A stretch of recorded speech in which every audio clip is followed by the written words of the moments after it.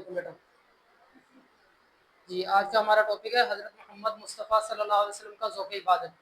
इसके कलम short question किए थे। आज इसका तफसीली सवाल आता है। सफ़ा नंबर 66 पर आए।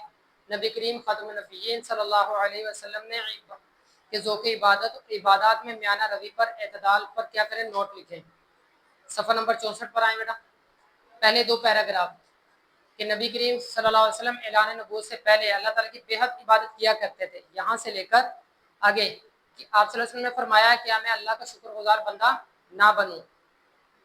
जामे तिरमिज़ी की हदीस 412 पे पहले दो पैराग्राफ हो गए बेटा। आगे नेक्स्ट नीचे आ जाए। इसी से नीचे सैयदा आयशा सिद्दीक़ा रज़ियल्लाहु अन्हा फरमाया रसूल सल्लल्लाहु अलैहि वसल्लम की रात की इबादत के बारे में कि रात के इब्तिदाई हिस्से में क्या करते थे, सोया करते थे, यहाँ तक कि अपने घर वालों को इबादत के लिए जगाते थे।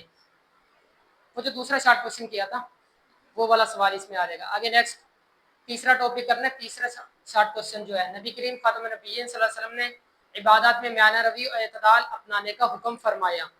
यहाँ से लेके आगे कि तुम्हारे जिस्म का भी हक है, आंखों का भी हक है, और तुमसे तुम्हारे मुलाकात के लिए आगे तुम्हारी बीवी का भी तुम पर हक है। सही बुखारी की हदीस।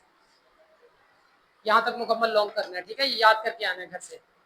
कल इंशाल्लाह नेक्स्ट चैप्टर पढ़ेंगे हज़रत मोहम्मद सल्लल्लाहु अलैहि वसल्लम की सखावत, किस तरह वो सखावत किया करते थे, किस तरह एहसार किया करते थे। हो गया बेटा सबका? इसको पढ़ दो।